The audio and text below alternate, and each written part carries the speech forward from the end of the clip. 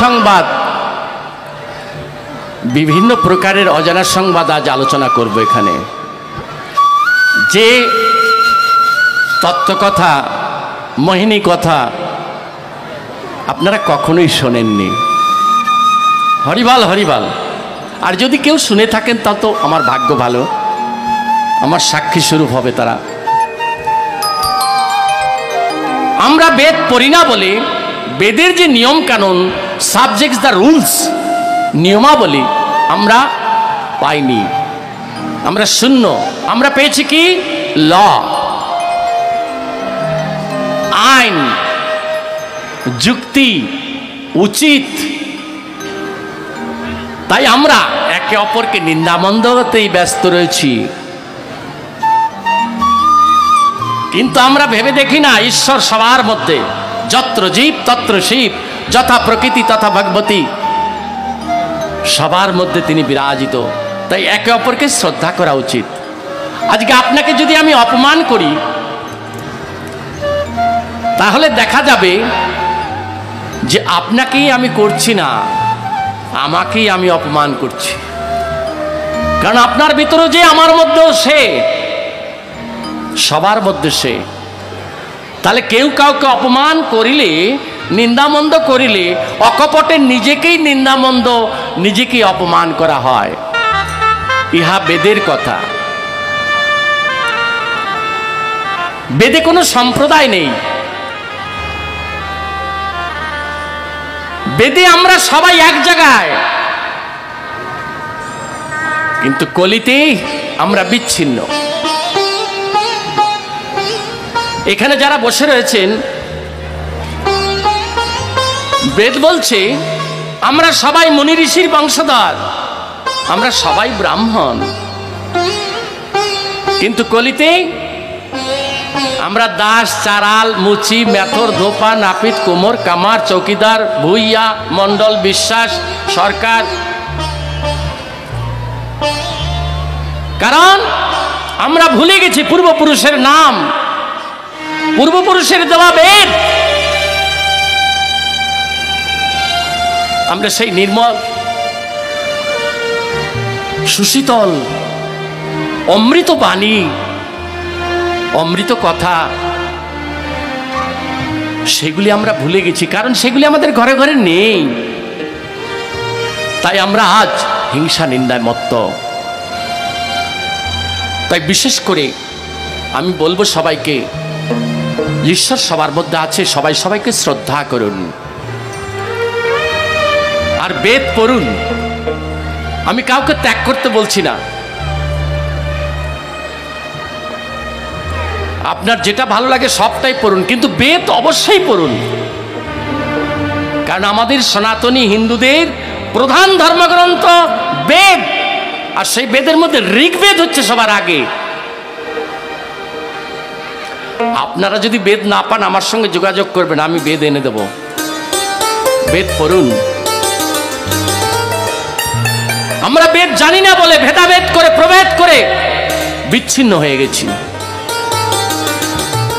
বেদে রয়েছে একতা, কারণ একতা সুখের মূল। আর বিচ্ছিন্নতার মধ্যে হিংসা, হিংসা হচ্ছে পতনের মূল। আমরা সেই পতনের দিকে এগিয়ে যাচ্ছি। কলিতে মুখে সবাই হরিনাম গাইছে, আর গাইতে গাইতে সবাই নরকের দিকে যাচ্ছি, কারণ একতা নেই। তো একতা সুখের মূল, সে একতা হতে হবে। আপনারা সবাই একতার মধ্যে আসুন। কারণ এখানে যারা বসে রয়েছেন আমার মনে হয় বেশিরভাগ মানুষই কশ্যপ মুনির গোত্র। কি কাশ্যপ গোত্র না আপনারা বেশি? হরিবাল হরিবাল।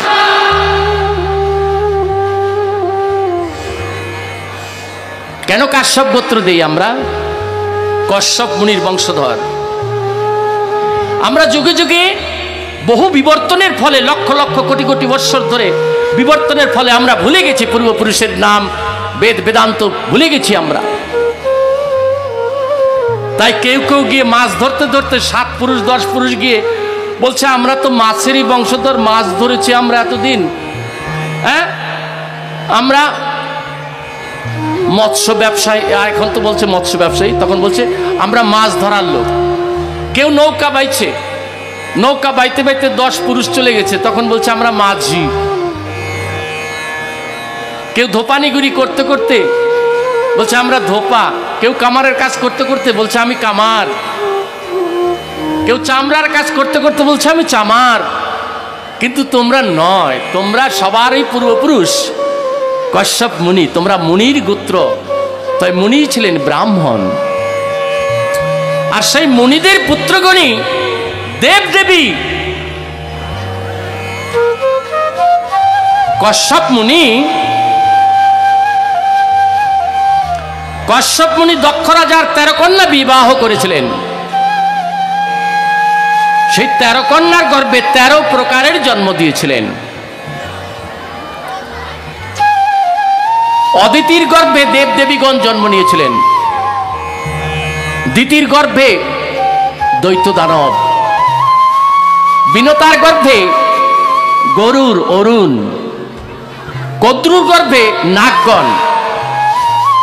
এইরকম পরম্পরা বিভিন্ন প্রকারের জন্ম দিয়েছিলেন। তাই কশ্যপ হচ্ছে সবার পিতা। তাই সেই দেবদেবীগণকে আমরা পুজো করে থাকি। তাই মুনি ঋষির কন্যা পুত্র তারাই দেবদেবী, অর্থাৎ আপনারাও মুনি ঋষি হন, আপনারাই দেবদেবতা হন।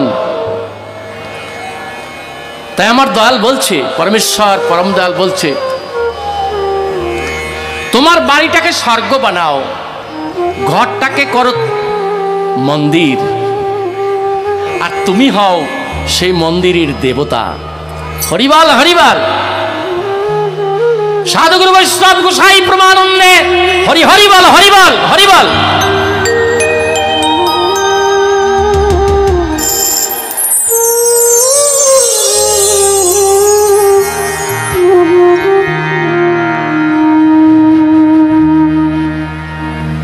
কারণ আমরা জগতে এসেছি, অনেক কিছু ভুল করেছি জগতে এসে। মায়াময় জগতে অহংকারে লোভে কামে ক্রোধে পড়ে অনেক ন্যায় অন্যায় করে ফেলেছি। তাই ভাই, সবাইকে ফাঁকি দিয়ে আমরা চলেছি,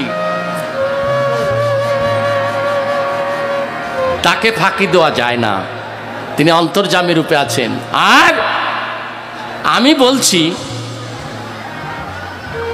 শুধু ঈশ্বর নয়, তুমি ভালো করে ভেবে দেখো, তোমাকে তুমি ফাঁকি দিতে পারবে না। কেউ না জানলেও তোমার খবর তুমি জানো। ন্যায় অন্যায় কি করেছো না করেছো সব তোমার জানা। তাই একটি গান দিয়ে আবার শুরু করি, আবার বলবো কেমন? হরিবল হরিবল। ওরে পরকে ফাঁকি দেওয়া যায় সহজে ও সাধু ভাই, নিজের কাছে ফাঁকি দেওয়া যায় না। ও তুমি যতই করো ছল চাতুরি, ও তুমি যতই করো,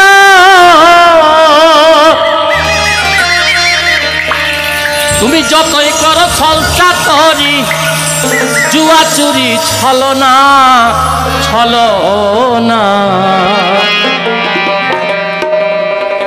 নিজের কাছে ফাঁকি দেওয়া যায় না। পরকে ফাঁকি দেওয়া যায় সহজে ও সাধু ভাই, নিজের কাছে ফাঁকি দেওয়া যায় না।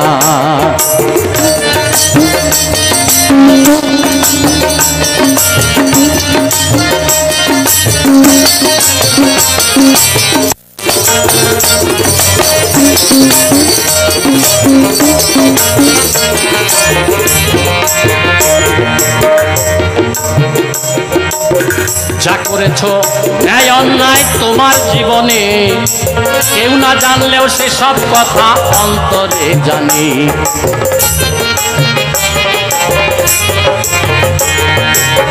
যা করেছো ন্যায় অন্যায় তোমার জীবনে, কেউ না জানলেও সে সব কথা অন্তরে জানি।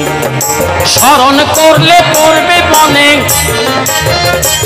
তুমি স্মরণ করলে পড়বে মনে, জীবনে সেই সকল ঘটনা ঘটনা নিজের কাছে ফাঁকি দেওয়া যায় না। পরকে ফাঁকি দেওয়া যায় সহজে ও সাধু ভাই, নিজের কাছে ফাঁকি দেওয়া যায় না।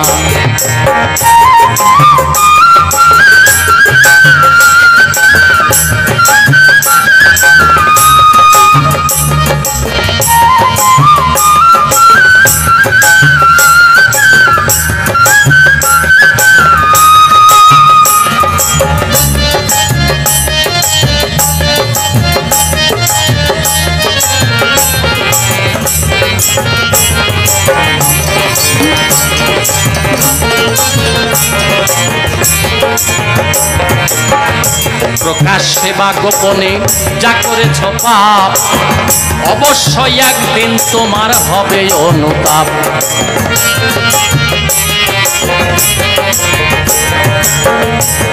প্রকাশ্যে বা গোপনে যা করেছ তুমি পাপ, একদিন আজ না হোক অন্তিম বয়সে হলেও তোমার অনুতাপ হবে যে আমি ভালো করি নাই। প্রকাশ্যে বা গোপনে যা করেছ পাপ, অবশ্যই একদিন তোমার হবে অনুতাপ।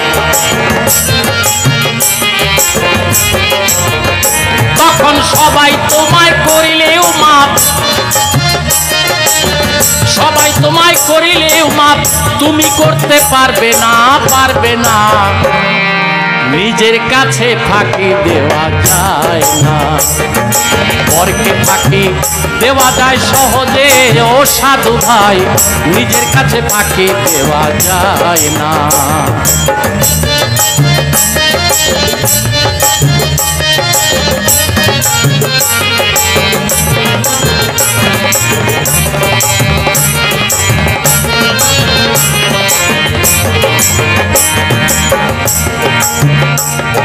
তাই দয়াল বলে, দয়াল বলে এই জীবনে যা করেছ পাপ,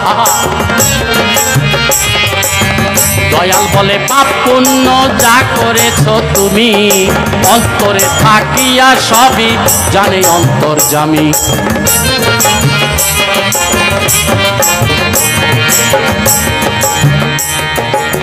দয়াল বলে পাপ পুণ্য ওগো যা করেছ তুমি, অন্তরে থাকিয়া সবই জানে অন্তর্যামী। স্বামী নায়া স্বামী তুমি, স্বামী নায়া স্বামী তুমি, সব আছে তোমার জানা। নিজের কাছে ফাঁকি দেওয়া যায় না। পরকে ফাঁকি দেওয়া যায় সহজে ও সাধু ভাই, নিজের কাছে ফাঁকি দেওয়া যায় না। যতই করো ছল চাতুরি, যতই করো ছল চাতুরি, জুয়া চুরি ছলো না, ছলো না। নিজের কাছে ফাঁকি দেওয়া যায় না।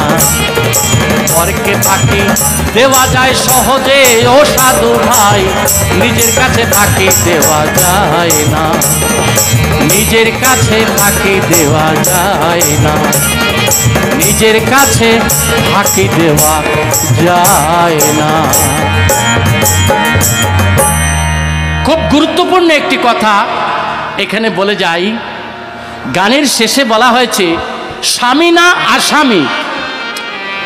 ও বাবা যাচ্ছেন কেন গো? হরিবল হরিবল, কানটাই দিকে রাখবেন, কারণ আজকে যা শুনবেন কোনোদিন যা শোনেন নাই। হরিবল, সেই চ্যাপ্টার খুলতেছি আস্তে আস্তে একটা একটা করে। এখানে বলেছে স্বামী না আসামি তুমি, সব আছে তোমার জানা। পরকে ফাঁকি দেওয়া যায় সহজেই ও সাধু ভাই, নিজের কাছে ফাঁকি দেওয়া যায় না। ঈশ্বরের কাছে তো পরে, আগে নিজের কাছেই তো ফাঁকি দিতে পারবে না তুমি। সবাই তোমায় মাফ করলেও তুমি মাফ করতে পারবে না। যেদিন তোমার ভিতরে আফসোস হবে সেদিন তুমি পারবে না নিজেকে মাফ করতে। হরিবল হরিবল। তাই এখানে গুরুত্বপূর্ণ কথা হচ্ছে স্বামী না আসামি। কেন আসামির কথা কেন বলা হলো? আমরা পুরুষ বন্ধু আছি যারা, তারা স্বামী হলাম, নারীদের স্বামী আমরা। পুরুষ বন্ধুরা যারা, তারা মায়েদের স্বামী, সব প্রকৃতির স্বামী। কিন্তু একবার কি ভেবে দেখেছো বাবা যে আসলেই কি আমরা স্বামী না আসামি? হরিবাল, খুব গভীরভাবে ভাবো, বাহ্যিক নয়, গভীরভাবে ভেবে দেখো। আমরা বলি এক কৃষ্ণ জগৎপতি, আর আমরা সবাই প্রকৃতি। তাহলে আমরা এক কৃষ্ণ যদি জগৎপতি হয়, আপনার কথাই ধরলাম, তাহলে আমরা তো সবাই প্রকৃতি, তাই না? তাহলে আমরা স্বামী হইলাম কবে আবার? আমরা সেই জগৎ স্বামীর তো ভজনা করলাম না, আমরা এই জগতের স্বামী সেজে বসে থাকলাম, নকল স্বামী। আসলে আমরা আসামি। কিসের আসামি? খুনের আসামি সব। যে সে খুন না, আমরা প্রত্যেকে অনেক মানুষ খুন করেছি। কি বাবা?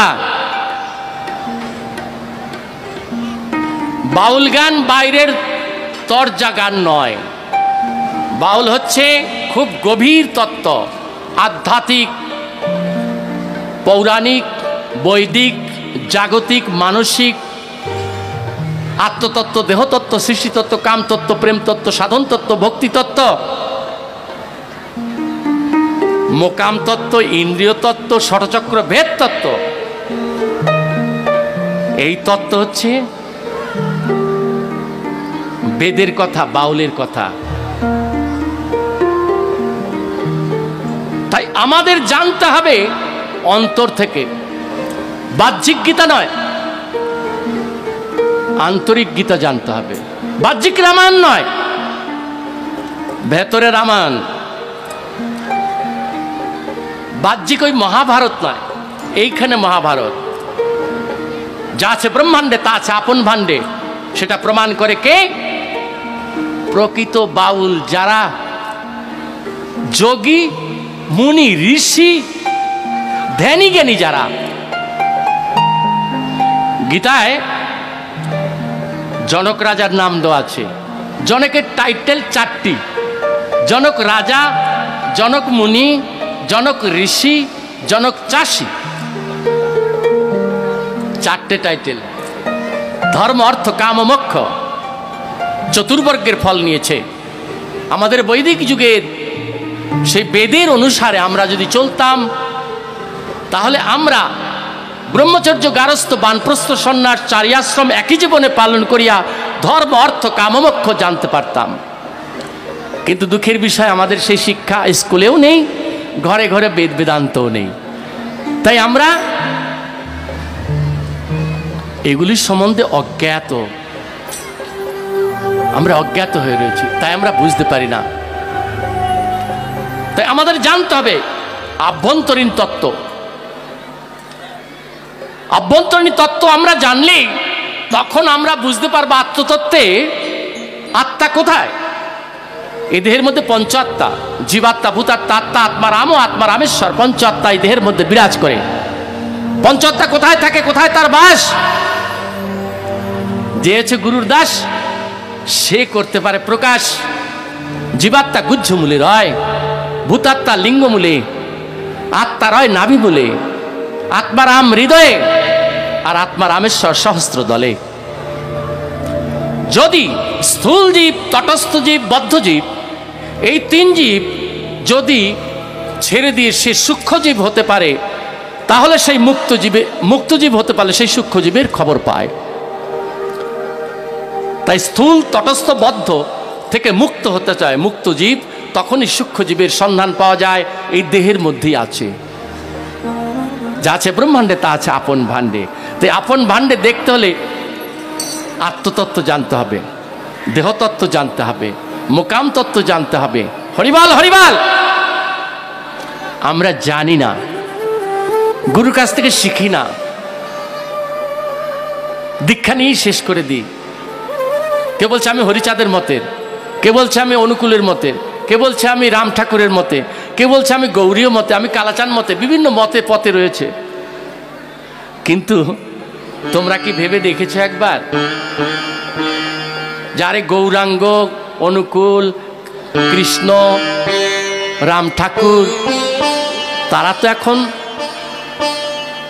দেবতা হয়ে গেছে।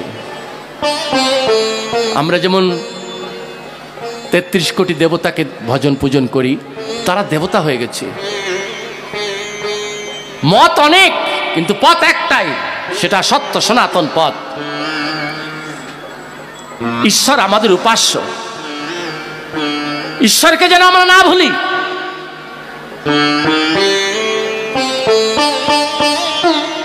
ঈশ্বরকে আমরা সবার মাধ্যমে দেখব, সব দেবদেবতা, মহাপুরুষ, গুরু, তার মাধ্যম দিয়ে। এর আগের আসরে বলে গিয়েছিলেন, ওই ভালো কথা বলেছেন কিন্তু কম পড়ে গেছে ওখানে।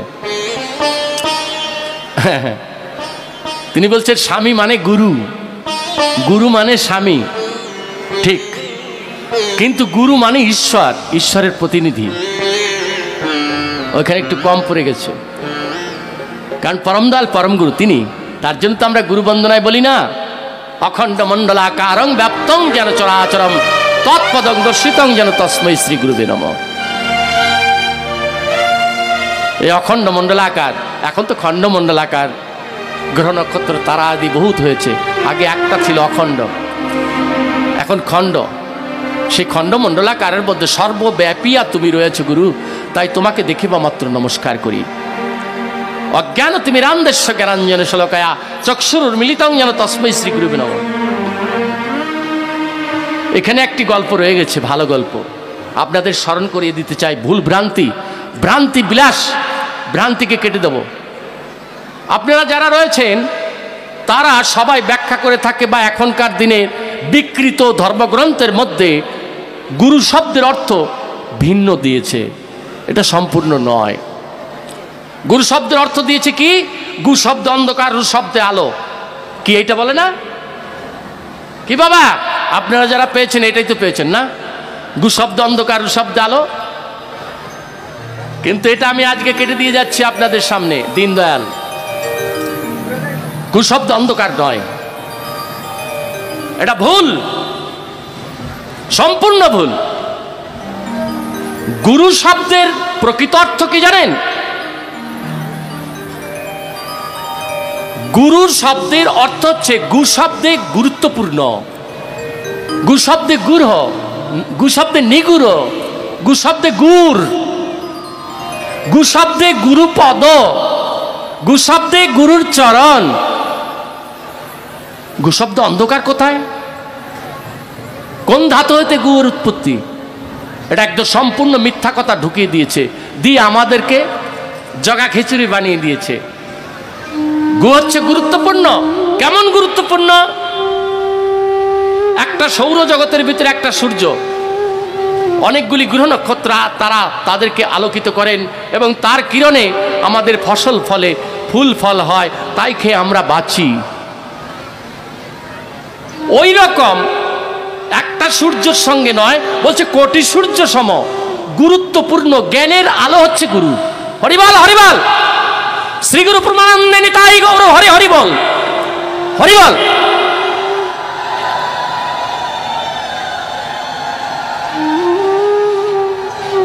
আর একটু ভ্রান্তি ভেঙে দিই আপনাদের।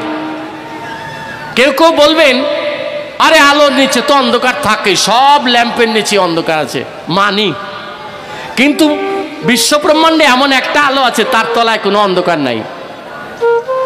সূর্যের চারিদিকেই আলো। তাই গুরুর মধ্যে, গুরু শব্দে দুইটি অক্ষরের মধ্যে অর্ধেক অন্ধকার অর্ধেক আলো নয়। গুরু কোটি সূর্য সম গুরুত্বপূর্ণ জ্ঞানের আলো। আর অন্ধকার কোথায়?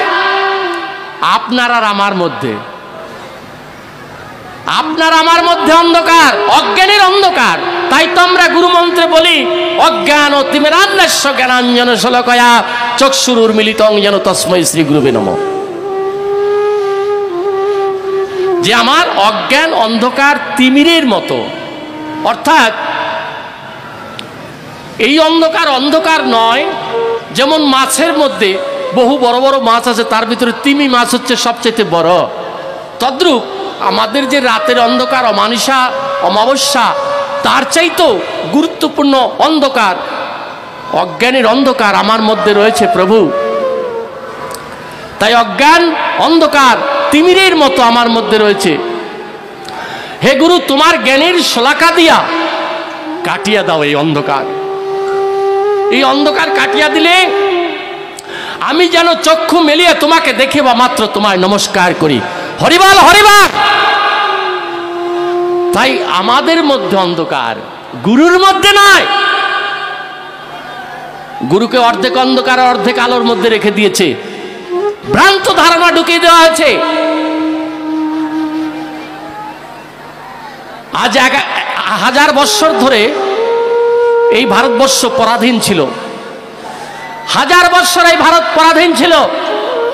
শকুন, পাঠান, মোগল, গ্রিক, বর্গী, তুর্কি এরা রাজত্ব করেছে। আর ওই সময় আমার দেশের বেদ বেদান্ত শাস্ত্র গ্রন্থ নিয়ে তার ভিতরে গুজামিল, তার ভিতরে ষোলো প্রয়োজন ঢুকিয়ে দিয়ে আজ আমাদেরকে দিয়ে পড়িয়ে ওইটাই আমাদের আসল ভাবছি।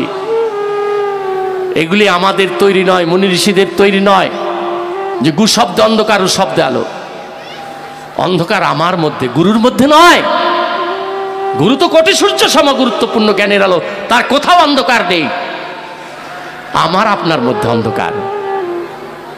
কিন্তু মায়াবদ্ধ জীব আমরা, মায়াতে অভিভূত হয়ে যাহা এখনকার সাধুগুরুরা বলছে বা গ্রন্থে লেখা আছে তাই আমরা বলছি।